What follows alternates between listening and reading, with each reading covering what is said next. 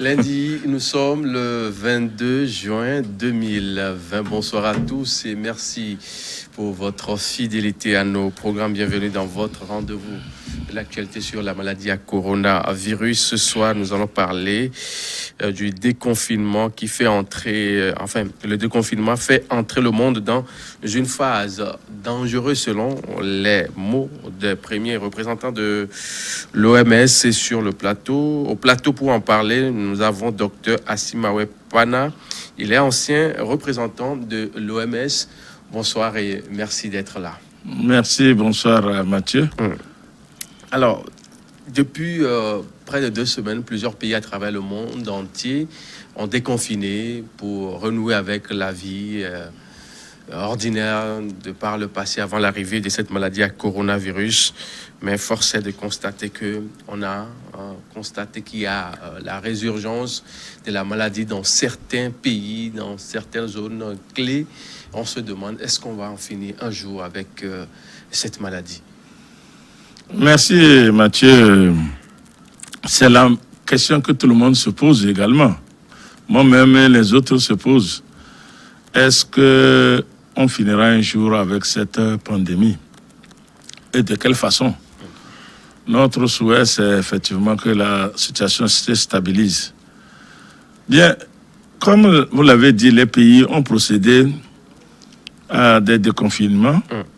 Ceci du fait que les implications et les impacts sur certains éléments de notre vie quotidienne, à savoir l'économie, à savoir les mouvements humains, étaient devenus un peu contraignants pour les populations. Donc, les gouvernements ont essayé avec une stabilisation des cas qu'on avait notés de ça et là, cru nécessaire quand même de lever un peu les mesures barrières pour essayer de voir si la vie peut reprendre comme il se doit. Malheureusement, nous sommes en train de remarquer, comme vous l'avez dit, que dans certains pays, notamment les pays du Nord, en commençant par la Chine, on a vu la résurgence des cas. Ceci peut-être du fait que, comme on a fait l'allongement, les gens pensaient que la maladie était presque finie. Donc.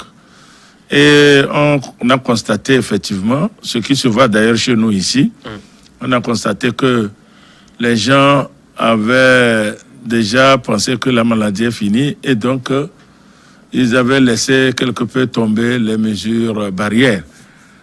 Disons qu'ils ils ne sont plus stricts dans les mesures barrières.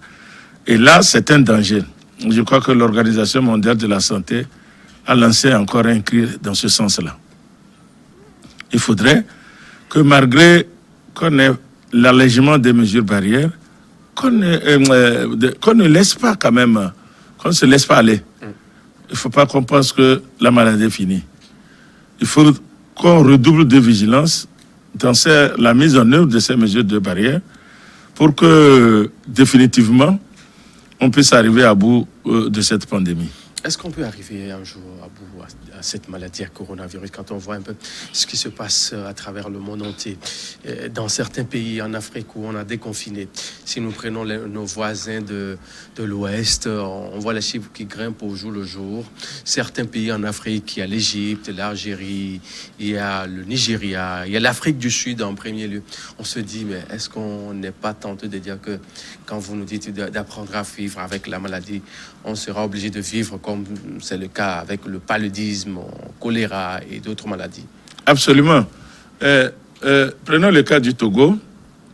Nous remarquons que l'évolution et la tendance, comme on l'a dit précédemment dans les autres émissions, on a une tendance en dents de scie.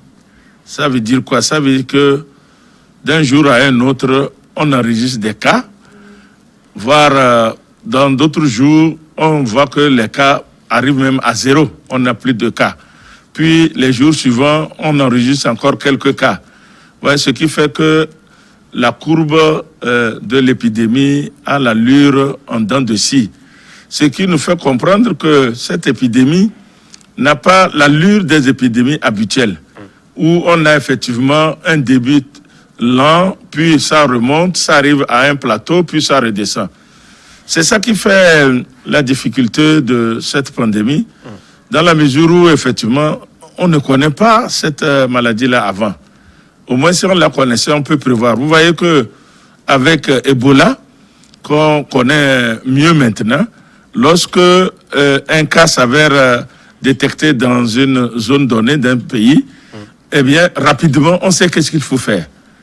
Donc, c'est pour ça que nous disons que cette allure en dents de scie de cette pandémie-là doit nous appeler à pouvoir commencer à penser vivre avec cette maladie, parce que personne ne prédit quand est-ce que, effectivement, les cas vont diminuer drastiquement pour ne plus être très contagieuses.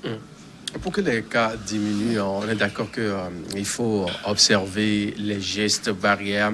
Et les gestes barrières aujourd'hui, les essentiels, si on peut se permettre de le dire ainsi, c'est le lavage systématique des mains, le port des masques. Est-ce qu'on est appelé à vivre éternellement avec les masques à cause de cette maladie-là, où il faut des fois affronter la maladie et faire avec? Non, justement, il serait difficile, il faut le dire, qu'on puisse vivre avec les masques éternellement.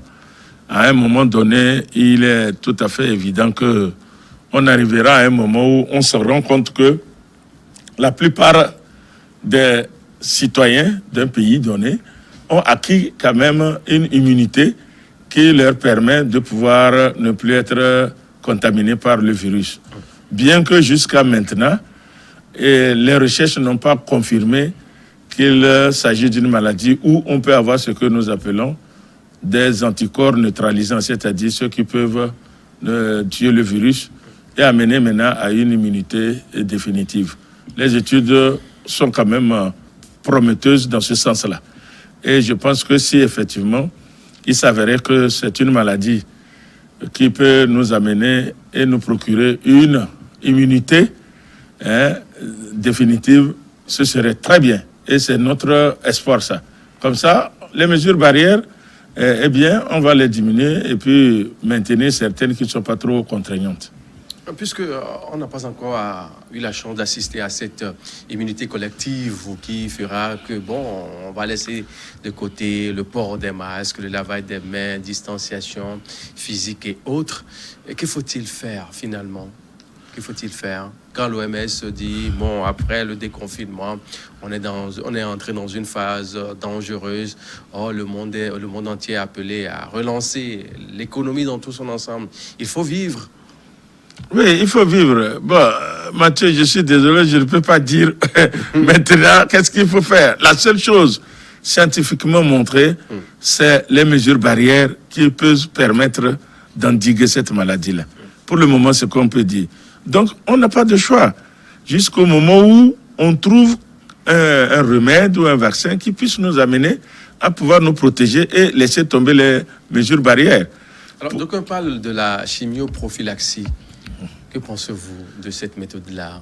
La chimioprophylaxie, pour le moment, je pense que même on n'est pas encore arrivé à avoir, comment vous appelez ça, les vaccins et les médicaments efficaces.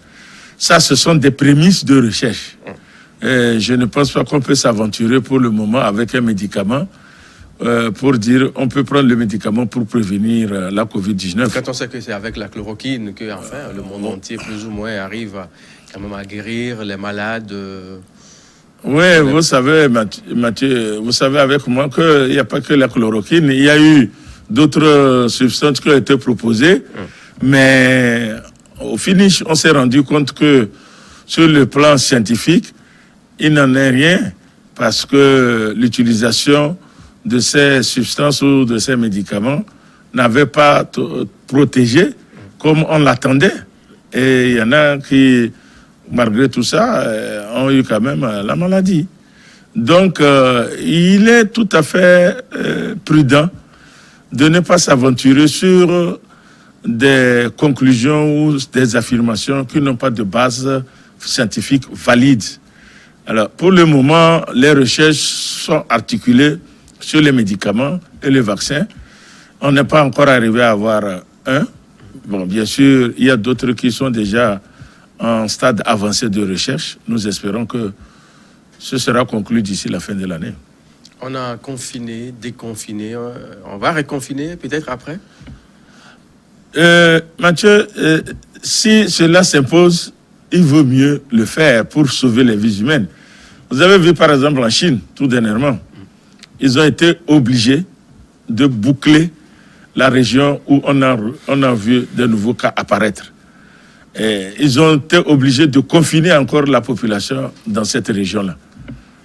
Lorsque nous avions dit sur certains plateaux que si l'allègement des mesures barrières entraîne une augmentation drastique des cas, en ce moment, on est bien obligé de remettre les mesures barrières avec des restrictions encore très prononcées pour limiter la propagation. Parce que je ne pense pas que les autorités qui prennent ces décisions, ces approches, le font au hasard. C'est fondé sur des analyses scientifiques qui puissent permettre justement de protéger la population. L'objectif premier de l'autorité, c'est de préserver la santé et la vie. Préserver la santé et la vie surtout. Mais quand on essaie un peu de voir les pays, dans les pays, jeter un coup sur la densité humaine de certains pays, est-ce qu'on n'est pas tenté de dire que tout le monde n'est pas appelé quand même à confiner? Quand entre-temps au Togo, on parle bien sûr de confinement, quand ça ne va pas, on va confiner au Togo. On n'a pas quand même les mêmes réalités que la Chine, la France, l'Algérie, en termes de population. Du Nigeria, par exemple, on n'a pas les mêmes chiffres. On n'est pas aussi nombreux. Bon, je ne pense pas que, bien sûr, la propagation de la maladie, avec ce que nous appelons en termes épidémiologiques le taux d'attaque, c'est-à-dire la vitesse à laquelle le virus se propage dans une population, eh bien, même si vous êtes 100, la propagation devient rapide aussi. Si vous êtes 1000, ça dépend du nombre de personnes qui seront atteintes pour que ces personnes-là diffusent ça dans la population respective. Alors, il faut remarquer qu'au Togo, on n'a pas eu un confinement total. Hein. C'est partiel. C'est comme dans d'autres pays, on l'a vu, eh bien, c'était des confinements total, diète, on peut le dire. Tout simplement parce qu'effectivement, comme vous l'avez dit, notre mode de vie ne permettait pas cela. Parce que, figurez-vous, si on dit, bon, confinement total, les gens restent chez eux, comment est-ce qu'ils peuvent vivre alors que la plupart de nos populations vivent au jour le jour? C'est le jour qu'ils vont aller chercher. Donc, il serait difficile d'arriver à un confinement total.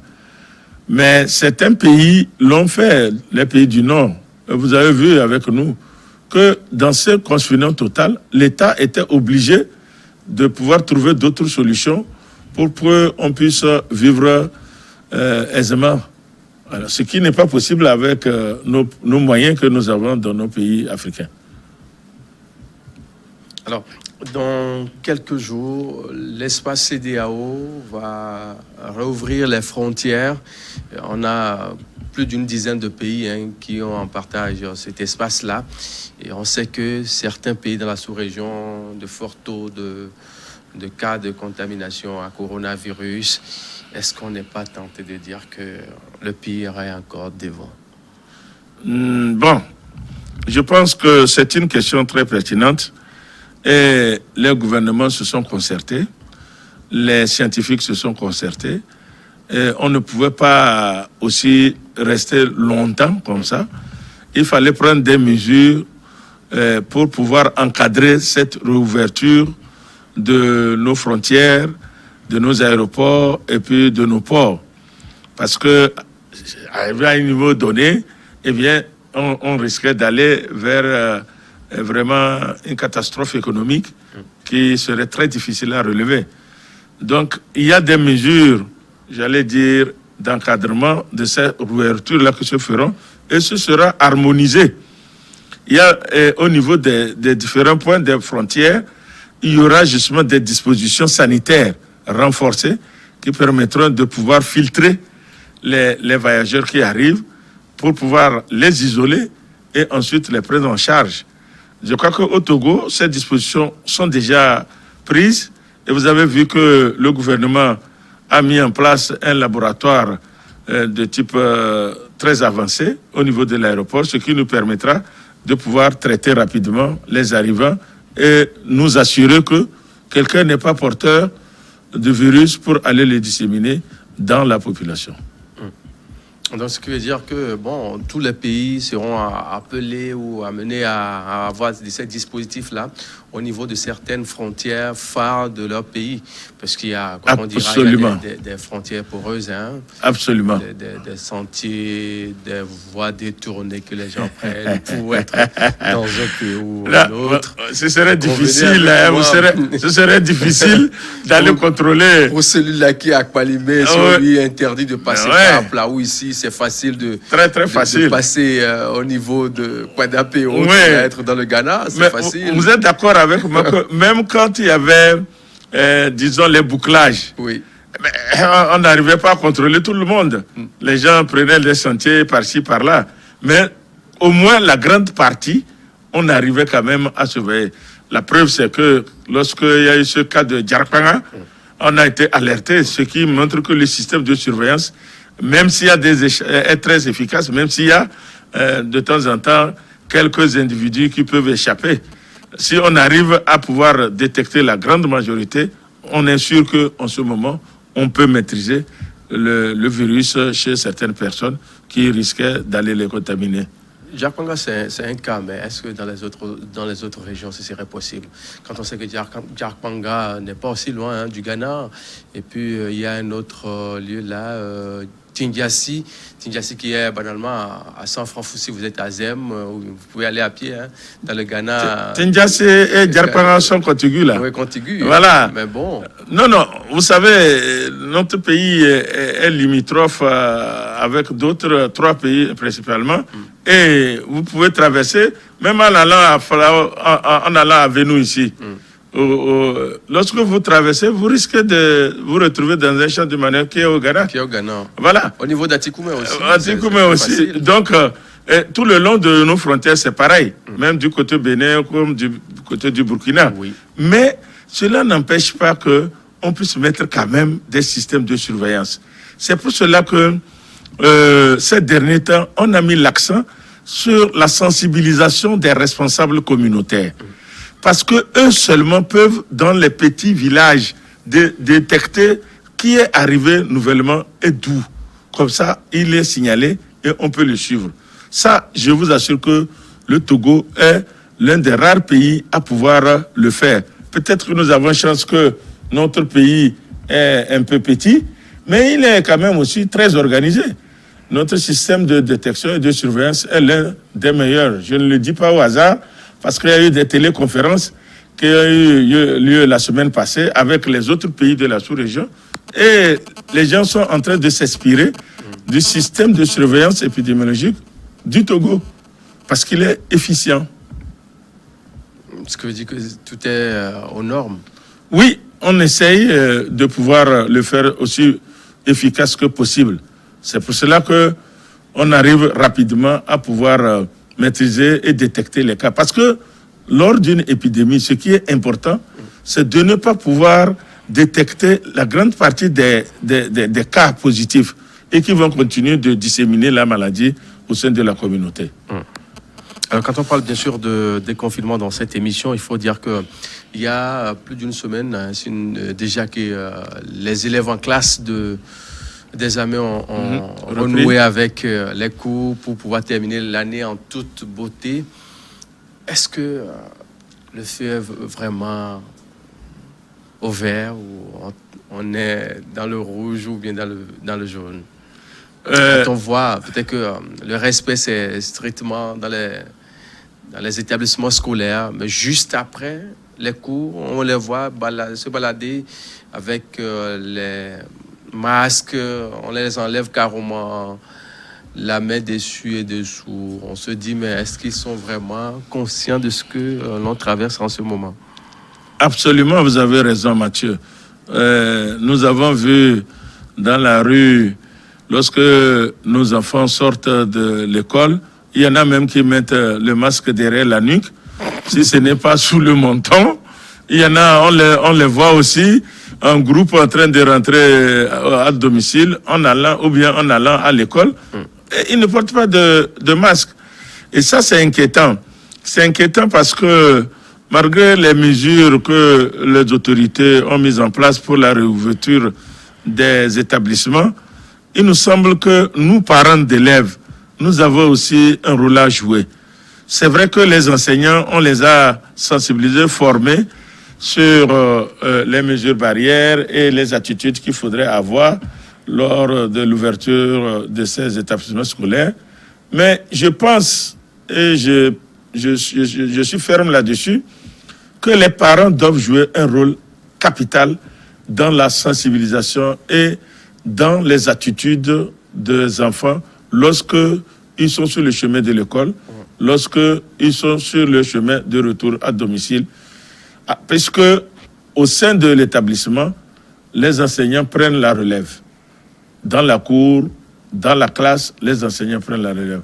Donc si chaque parent, chaque jour que Dieu fait, parle à son enfant, lui donne les conseils, lui donne les directives et contrôle un peu lorsqu'il sort pour aller à l'école, lorsqu'il revient de l'école, et que au niveau entre l'école et le domicile et l'école, les élèves eux-mêmes deviennent les surveillants de leurs collègues, de leurs camarades. Je crois que tout ceci-là, ensemble, pourrait nous amener justement à limiter cette propagation si d'aventure un élève était porteur du virus. Je comprends que lorsque la maladie a commencé, ils étaient à la maison. Donc la ferveur de la reprise avec leurs collègues amène ces genres de comportements. Mais il me semble que nous ne devons pas baisser les bras. On doit continuer à enseigner, sensibiliser pour que les enfants comprennent que c'est leur intérêt de porter les masques, de se laver les mains et d'avoir justement la distanciation sociale, surtout dans la cour de récréation. Parce que, quelque part, ils ne sont pas encore très conscients, mais je vois quand même que les élèves des lycées et puis des collèges, ils sont quand même adultes. On peut comprendre pour les petits du cours primaire, etc. Mais quand même, les enfants de CEG et de lycée, ils sont assez grands, ils doivent comprendre. Et c'est nous, les parents, qui doivent jouer notre rôle. Parfait. Il est bien vrai qu'on essaie de mettre l'accent sur le port des masques en matière, bien sûr, de la riposte à cette maladie à coronavirus. Mais il y a un contraste quand on essaie un peu de jeter un coup d'œil sur les images des pays dits développés ou qui sont, bien sûr, les premiers pays que nous copions en matière, bien sûr, de cette riposte à de certains niveaux. Quand on prend les élèves qui ont commencé les cours en France, par exemple, il y a d'autres qui ne portent pas carrément les masques. Ils vont au cours comme ça, mais on a plutôt mis l'accent sur comment désinfecter peut-être les chaussures, les sacs, peut-être le lavage des mains, ça s'arrête là. Bon, je ne peux pas répondre à leur place pour savoir pourquoi est-ce que ces élèves-là ne portent pas les masques, alors que dans la même classe, effectivement, on remarque que d'autres portent des masques. Ce qui est possible, et qu'on a constaté chez nous ici aussi, il y a certains enfants qui souffrent de certaines maladies, par exemple l'asthme. Oui. Alors, un enfant qui souffre de l'asthme, qui porte le masque et qui a tendance à suffoquer parce qu'il porte le masque, eh bien, on peut lui proposer une autre mesure de barrière qui est ce que nous appelons la civière. Donc, ça lui permet quand même de se protéger, mais de respirer convenablement. Donc, je ne sais pas si ces enfants qui ne portent pas les masques, alors qu'à côté d'eux, il y en a qui portent leur masque. Quelle est la raison? Ça, je ne sais pas. Je ne peux pas le dire. Nous allons aussi mettre un accent sur nos marchés, que ce soit à Lomé, à l'intérieur du pays. On sait qu'il y a certains grands marchés au Togo. On peut parler du grand marché d'Adavlato à Lomé, à l'intérieur du pays, à Ketao, il y a le grand marché d'Anié, de Kwalimé et autres. Quand on essaie de faire un tour, en voyant certaines images, on a comme l'impression que c'est comme si le corona est fini au Togo. Oui, Mathieu venait de le dire. Je pense que c'est la sensibilisation qui doit continuer. J'avais fait un petit tour la fois dernière vers Hedjranawe, le marché Hedjranawe. J'ai vu qu'effectivement, quelques-uns, enfin une proportion pas négligeable, ne portaient pas les masques. Alors que il y a quelques semaines, on avait vu que les gens avaient effectivement compris la nécessité de cette mesure barrière et l'avaient adoptée. Bon, actuellement, on remarque que certains ont laissé tomber et c'est dommage. Nous les appelons à se ressaisir et à appliquer les mesures barrières par le port de masque obligatoire. Le gouvernement l'a rendu obligatoire. Ce n'est pas par plaisanterie. Non, moi-même qui porte le masque, écoutez, je n'ai pas l'habitude de le porter avant la Covid-19. Mais je sais que pour une mesure sanitaire, je me protège. Voyez, non? Il y a aussi un débat qui se fait autour de ce port obligatoire depuis quelques jours. Oui. Quand est-ce qu'il faut le porter finalement? On dit obligatoire, même seul dans sa voiture. Certains disent qu'il faut forcément porter le masque, d'aucuns disent non. Quand on sera en public, où il y a un article du nouveau code pénal aussi qui est brandi dans cette lutte-là, où on dit si on vous surprend, voilà, on va vous appliquer les tests de la République. Finalement, on se demande si on n'étend pas vers peut-être ce qui s'était passé dès le début de cette maladie au Togo, où on a assisté à certaines bavures ça et là, au niveau de la FOSAP. Non, je pense que pour ce qui concerne les masques, je crois que la consigne sanitaire avait été claire dès le début. Le masque est conseillé fortement lorsque vous vous retrouvez en public ou bien lorsque vous êtes dans un milieu où vous êtes obligé de pouvoir interagir avec quelqu'un et vous n'êtes pas à une distance qui vous permette d'être tout à fait en sécurité lorsque votre interlocuteur peut projeter des postillons en parlant, en toussant ou en éternuant. Donc, si vous êtes seul dans votre voiture, je ne pense pas que ce soit obligé que vous le mettiez pour conduire votre voiture.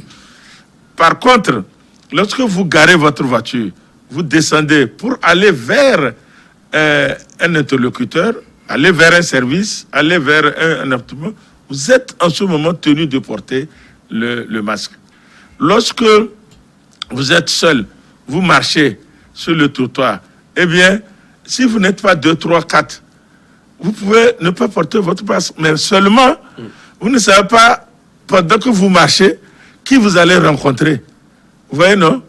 Alors, donc, si je marche et que je sais que je suis seul, je ne suis pas obligé de porter mon masque.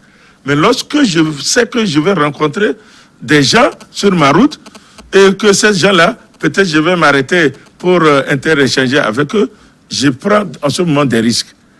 Donc c'est pour ça qu'on dit que le masque, il est obligatoire lorsque vous avez une interaction avec un individu. Voilà. Mais je ne pense pas aussi que, comme vous l'avez dit au début, bon, il y avait un peu quelques mésententes entre les forces de sécurité qui étaient chargées de faire respecter les règles. Mais je pense que après l'intervention du ministre de la Sécurité, on n'a plus entendu parler de ces bavures-là. Non, il n'y a plus de bavures. Voilà. Peut-être qu'avec l'obligation qui est maintenant de mise en matière du port de ces masques-là, si... on ne sait jamais, il y a des brebis galeuses toujours dans les troupes qui seront toujours zélés à mettre... J'écoutais ce matin sur un média beaucoup de propositions de vos confrères journalistes qui ont fait des propositions en faisant même référence à la loi, etc. Je pense que lorsque dans un État libre démocratique, lorsqu'il y a une loi, chacun de nous doit la respecter.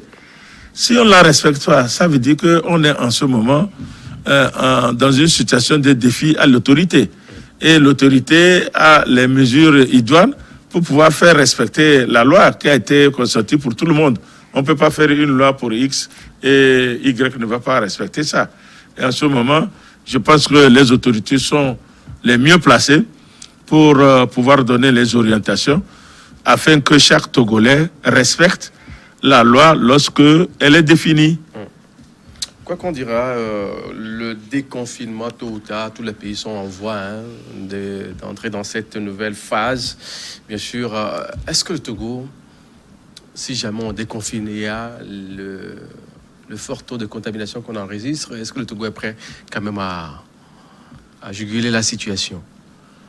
Mathieu, on avait dit on n'avait pas confiné au Togo, hein. Oui. On avait seulement mis des mesures de contrôle. Mais entre-temps, il y a de cela 2 semaines ou bien 3 semaines environ, on avait enregistré des cas, au bout d'une semaine, près d'une centaine de cas, et ça a fait peur. Oui, c'est pour ça que je vais revenir sur le confinement. Oui. On déconfine quand on a confiné. Oui. On avait bouclé les villes pour empêcher des flux massifs entre les villes où on avait reçu des cas, qu'on appelait les épicentres, et puis les autres villes qui étaient encore en ce moment indemnes. Donc c'était des bouclages. En réalité, au Togo, on n'a pas eu un confinement en tant que tel comme dans d'autres pays. Oui. Voilà. Donc on a limité certains déplacements, certains attroupements, etc. Ça, je ne pense pas qu'on puisse appeler ça confinement. Maintenant, on a levé certaines mesures barrières, comme par exemple la circulation entre les villes, etc. etc. Les mouvements sont encore plus fluides qu'avant, c'est vrai, mais avec encore d'autres mesures, à savoir la limitation du nombre de passagers, par exemple, au niveau des transports, etc. Ceci, c'est pour qu'on puisse... Vous pensez que c'est respecté, cette limitation-là? Oui, je pense que j'ai suivi quand même certaines images qui m'ont fait quand même sourire. Il suffit peut-être de... Oui, il y a les forces de défense qui veillent au grain. Ils ont trouvé un transporteur qui avait 11 passagers au lieu de 9. Et on a descendu les autres. Ils ont été obligés de prendre un autre transport pour continuer. Je pense qu'il nous revient, à nous Togolais, de respecter les choses. On a dit dans un taxi de 5 places, c'est 3 personnes. Dans un taxi de 9 places, c'est 6 personnes, etc., etc. Si moi je vais prendre un transport et que je vois qu'il y a déjà le nombre de personnes requises, pourquoi je vais insister à rentrer dedans? Est-ce que vous avez les moyens pour compenser les prix quand on sait que peut-être je sais pas, de Lomé à Kpalimé, peut-être avant c'était à 2000, maintenant on vous dit que ça fait 4000 ou 6000, vous êtes 2 derrière, une personne devant. Est-ce que c'est pas aussi une question de moyens? Bon, moi, je pense que je ne peux pas dire si... Du moment où il faut appliquer peut-être ces mesures-là, il faut aussi penser peut-être à trouver des solutions plus ou moins devant atténuer. Je pense que le gouvernement a expliqué la fois dernière, en disant qu'au même moment, c'est vrai, il faut le reconnaître, il y a une réduction de recettes. Si je prenais 6 et que maintenant je dois prendre 3, et c'est tout à fait évident qu'on dise qu'il y a eu diminution de recettes. Concernant le transport, je pense quand même que le gouvernement avait expliqué la fois dernière que les tarifs restent en vigueur pour la simple raison, en tout cas ce que moi j'ai retenu, pour la simple raison que le prix de la pompe, de l'essence à la pompe a fait aussi diminuer. Donc quelque part ça se compense.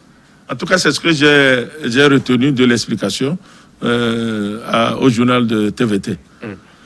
Ça, c'est la parole officielle. Nous,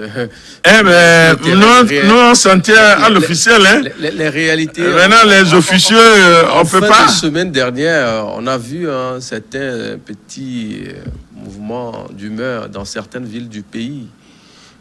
Certains chauffeurs, conducteurs qui ne se retrouvent pas dans ces mesures-là. Ils disent, voilà, quand c'est comme ça, on est obligé de passer à tel. Je pense que Mathieu, c'est l'une des mesures qui est bien, qui peut quand même sauver la situation. Oui. Je pense que dans toute organisation sociale et humaine, il y a toujours le dialogue. Et Dieu merci, au Togo, les transporteurs sont bien organisés, ils sont bien disciplinés, puisque même quand vous allez à la gare routière, vous avez des gens qui contrôlent, qui font tout.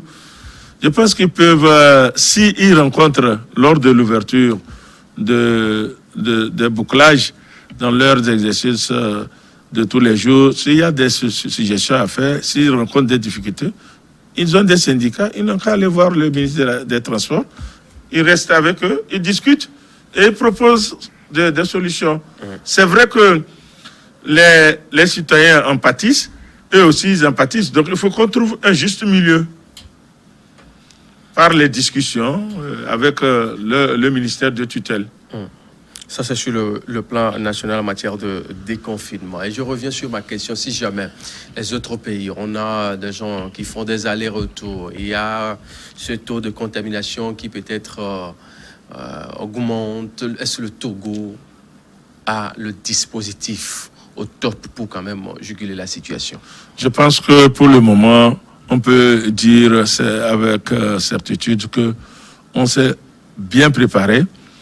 Mais on ne peut pas aussi prévoir tout ce qui peut arriver demain. Mais au moins, le système qui est mis en place aujourd'hui permettra de pouvoir réagir au cas où les cas augmentent et qu'on est appelé à pouvoir recevoir les malades au niveau des hôpitaux.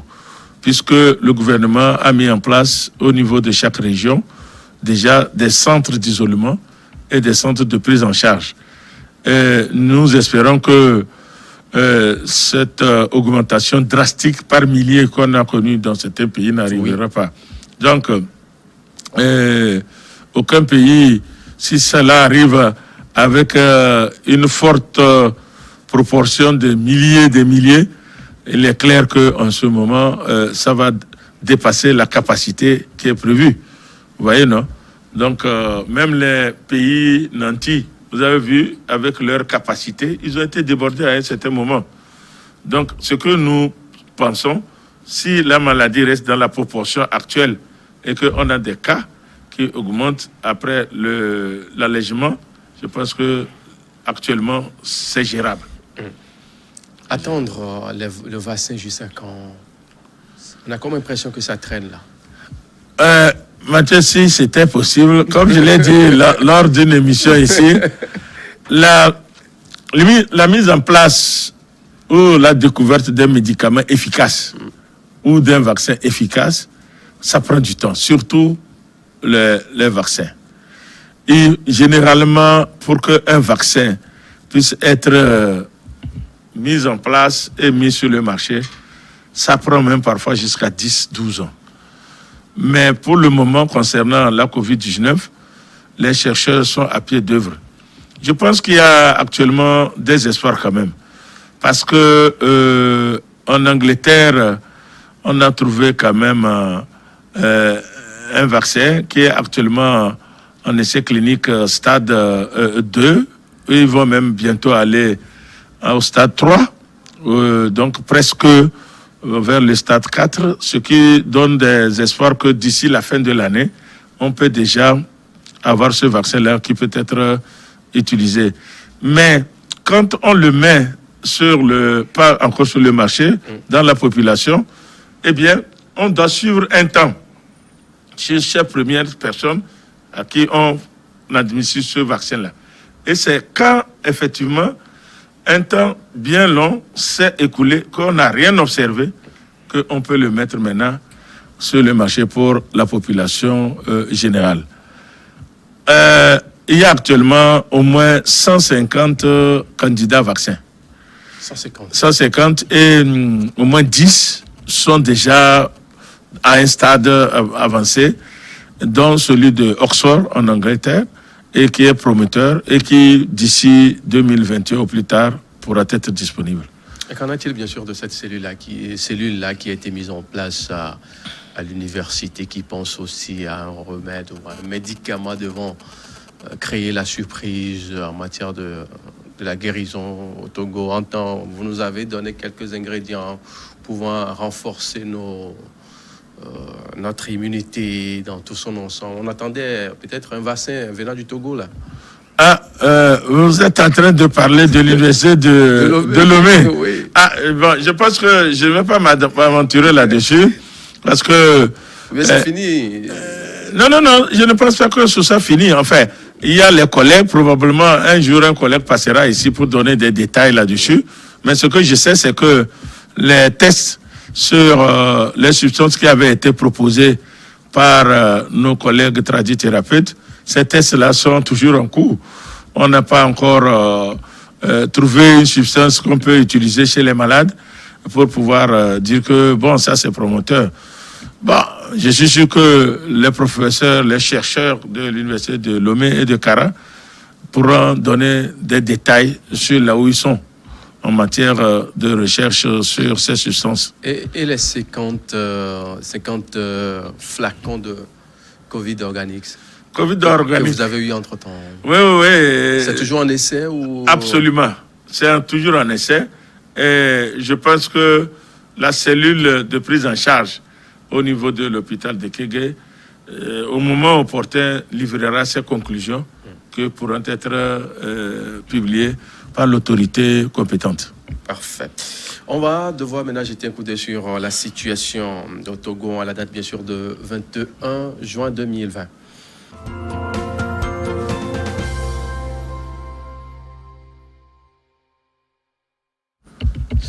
À la date de 21 juin 2020, la situation au Togo se présente comme suit. Nous avons 181 cas actifs avec 375 cas guéris, 13 décès, 569 cas confirmés au total pour 27 986, nombre total de tests effectués sur toute l'étendue du territoire national. Et sur ce tableau, c'est la colonne des guéris qui encourage beaucoup plus avec un fort taux, 375 cas guéris, avec 181 cas actifs. On peut pousser un petit ouf de soulagement. Oui, je crois qu'on peut s'estimer heureux et satisfait. Moi, je regarde aussi le nombre de décès. Parce que ce qui est le plus important pour nous, c'est de sauver les vies humaines. Il ne faut pas que les gens meurent. Voilà l'objectif principal. Vous voyez, non? Donc, on peut s'estimer heureux. Si vous regardez les 13 décès, là, depuis là, on n'a plus enregistré un décès. Dieu merci. Les cas guéris aussi, nous l'avions expliqué précédemment dans les autres émissions, que la prise en charge des cas graves ou moyens était améliorée par la connaissance scientifique qui a été générée à la suite des recherches, ce qui a mené justement à une prise en charge un peu plus efficiente au niveau des hôpitaux. Donc les médicaments, bien sûr, sont en train d'être testés et on n'a pas encore trouvé un médicament qui puisse vraiment donner l'assurance de sa validité.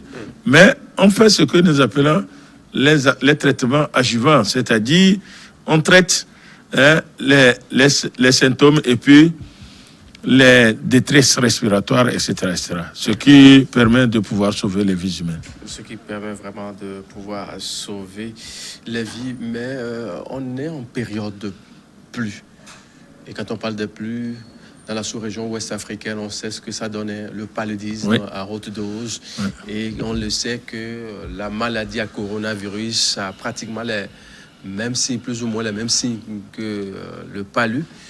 Est-ce que vous vous êtes préparé quand même pour la riposte sur les deux points? Oui, je pense que, comme on l'a dit aussi dans d'autres émissions, ce que nous conseillons souvent à la population, c'est d'éviter l'automédication.